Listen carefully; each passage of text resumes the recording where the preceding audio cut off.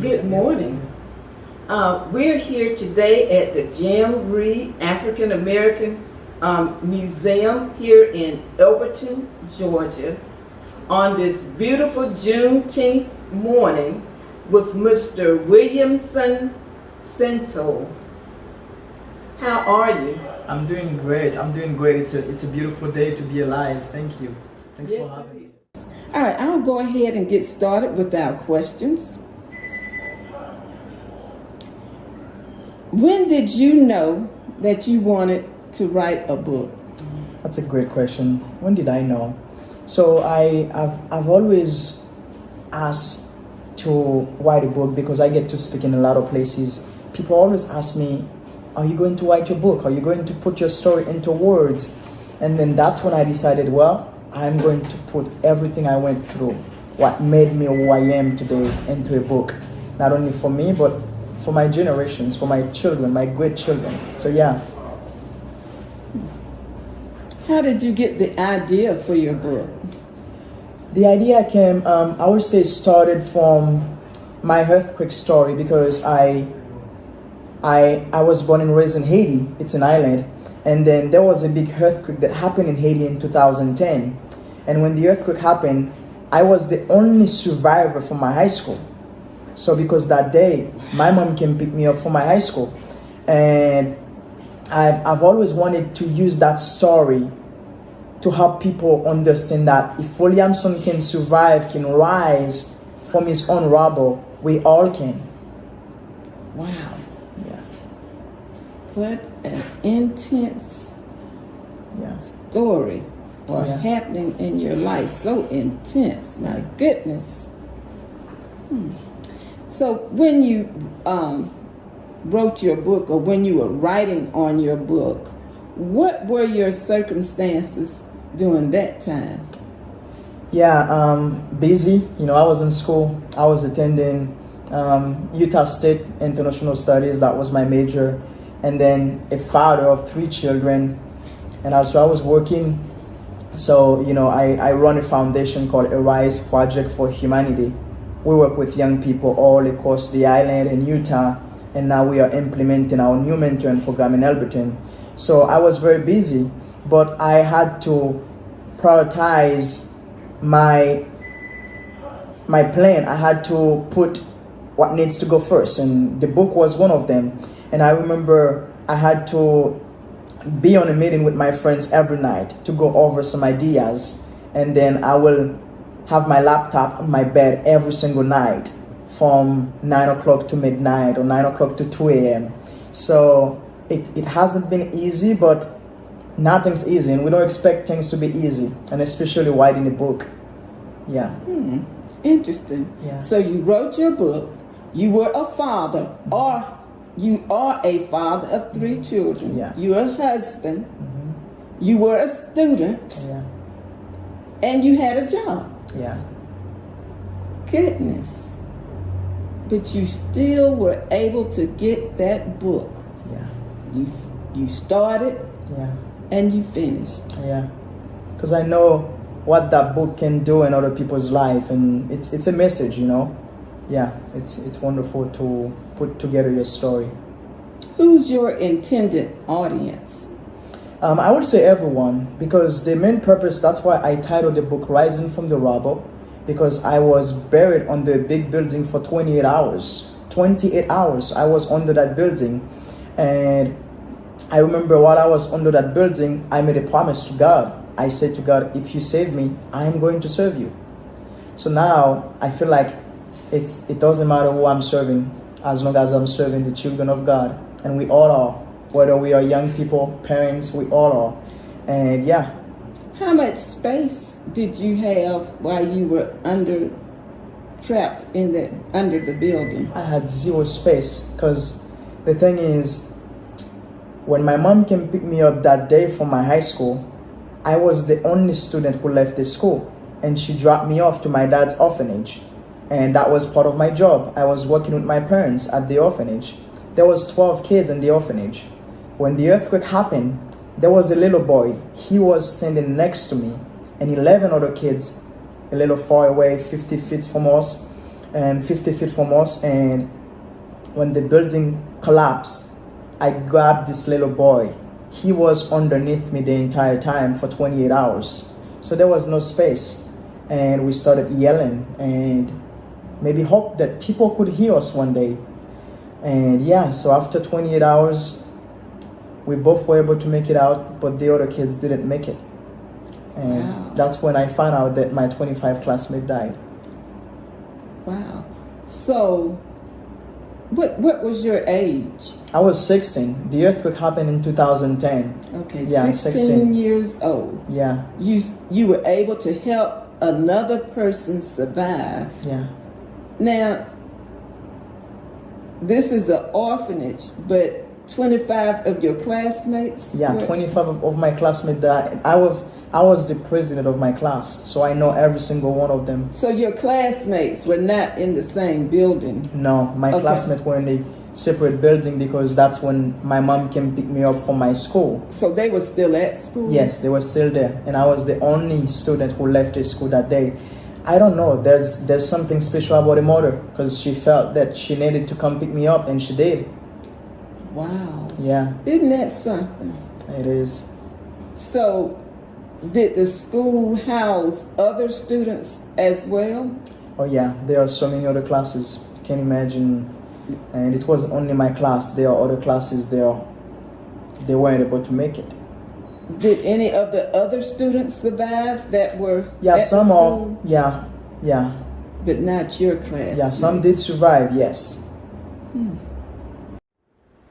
Now, how did that make you feel at the time when you were 16 years old, knowing that so many people had perished in that horrific earthquake? Yeah, that's a great question. I don't know, but I remember after the earthquake, there was no water, no food, nothing to survive.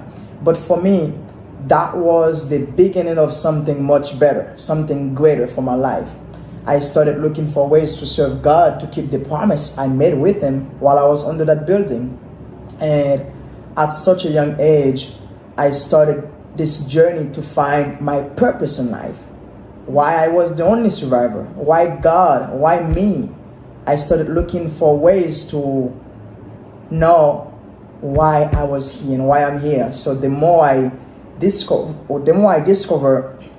and the more I keep looking for ways to serve God, the more opportunities I've been given, and I'm just grateful for that. So, all the things you're telling me about today, are they included in your book? Yes, they are, and it's interesting that you wear a blue dress because there's a chapter in my book called Chapter 5. I talk about the lady in the blue dress, and while I was under that building, after I said a prayer,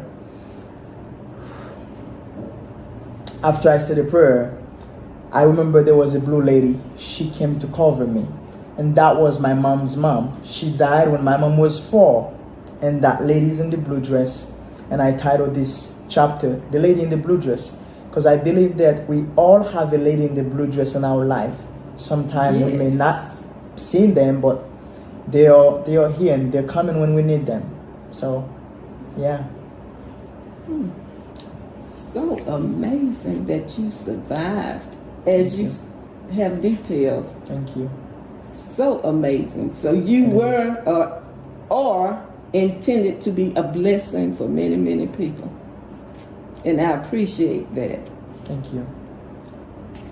Do you plan on writing any more books? Yeah. I wanted to write. My next book will be a children's book. It will be more on teaching young people how to believe in themselves. It will be a lot of affirmations, because one thing I do every single night before I put our kids to bed, we do something called affirmations. They get to tell themselves who they really are, and we help them plant those things inside of them, within themselves.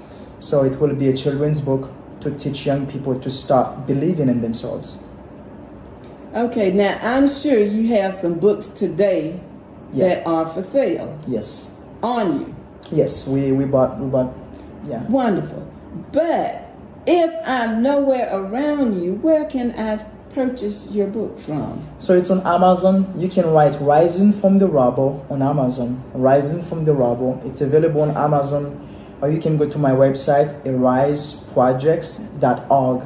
That's my organization. Yeah. Amazon, Rising from the Rubble. Okay. Yeah. Or your website. Yeah, my website, ariseprojects.org. Okay, Yeah. wonderful, wonderful. All right, what are your preferred communication channels for your fans? Well, I use almost everything. You're talking about Twitter, Facebook, Instagram. Yeah, we have platform. That's where we share our message. I use Instagram, Facebook, Twitter, and LinkedIn. Yeah. Is it through your name or through? It's through my nonprofit organization called Arise Projects for Humanity. Wonderful, wonderful. All right, do you have any other hobbies or special interests? So I get to speak a lot to young people and to help empower them. I also love playing tennis. I play tennis. Growing up, I used to play tennis for my country. And yeah, so I just love meeting new people. I would spend my entire day knocking people's door and say, hey, this is me, this is what I'm doing, and can you hear me out? So I love meeting new people. Wonderful. Yeah. But this tennis playing from Haiti. Yes, from Haiti, Dominican Republic too. I play in both. So yeah. Okay, did you ever participate in other international with other countries besides Haiti? And when I was young, I was a champion in Panama. Yeah. And then the earthquake happened in 2006, 2010. I was 16, and then my both arm was broken from the earthquake. My wrist was broken and my arm was broken, and I couldn't really play professionally, but I still play. I teach my kids and my beautiful wife. We play sometimes. Yeah. Nice. Yeah. Yeah. Very nice. Thank you. Now I'm going to ask you a few questions for all of your fans out there. What's your favorite color? Blue. Blue. Yeah. Is it a reason that it's blue? Or you just like it? I don't know. There's something special. The lady in the blue dress. This lady, I've seen this lady so many times, and yeah, it's just personal and something deeper about this color for me. Yeah, the blue. Yeah. What's your favorite holiday? My favorite holiday, I'm telling you, I started playing Christmas music the first day of right now, still now, we're playing Christmas. I would say Christmas, it's just that time of the year where you're just looking around and see all the things you're grateful for. And you just feel like, well, I don't think I need more, God, but I think, yeah, you've been giving enough to me. So it's Christmas. Yeah, I love Christmas as well. Yeah. Okay, I'm going to say now that the United States, since you're from Haiti, now that the United States has finally recognized the freedom of all of its citizens through a federal and state mandate declaring Juneteenth a holiday, how does that make you feel? I think it's amazing that they even acknowledge that, because people of color needs to feel included. They need to feel that we can start celebrating every single progress they made or they continue to make. Because I'm a huge fan of this country. I love this country. I love the flag and the history and the amazing heroes who fought for this country. But I also feel like the same way we celebrate US flag, and we should continue to celebrate how Black people gain or claim their independence, their freedom. So it should be normal to celebrate each color's progress. Yeah. Nice way of saying that. Now, what was it like growing up in Haiti? Yeah. It's funny because I thought you were going to say Elberton. I love this county, by the way. I wish I was born in Elberton. It's beautiful. The spirit, the buildings, and the leaders. So Haiti, born and raised in Haiti. Haiti is the first black nation who claimed their independence. There's something special between Haiti and Elberton. Something special between Haiti and Savannah. Yes. Haitian soldiers, the slave, they helped U.S. fought against the European, the French, during right? the American Revolution. Exactly. So Haiti was part of that, and there's a connection between Elberton, Savannah, or the whole South and Haiti. And growing up in Haiti, it was different compared to now. Because growing up, I couldn't have any friends. I couldn't leave my house. It was all about school. I had to go to school and then come home and do my homework. And then on Saturday, my mom and dad took us at the park. We rode our bicycle, and every summer, my mom will send us to his hometown so we can spend the summer with your family, with my auntie, my uncle, all of my cousins.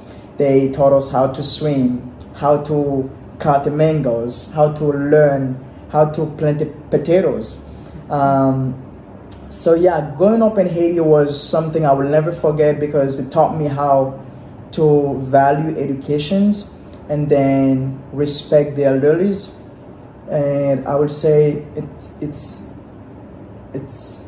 one of my favorite memories growing up because it taught me a lot and it helped me to be the person I am today.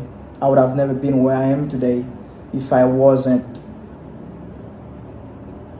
or if I didn't grow up in Haiti by such amazing parents. My mom and dad, they were super strict. My mom has her background, a lot of my mom's family is from New York and Canada, and then mostly New York, and then my dad's family all from Haiti.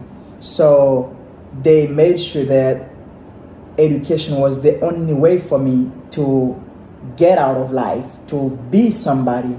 And then they were really strict with us, and that was a good thing. Yeah, I really admire them. So yeah.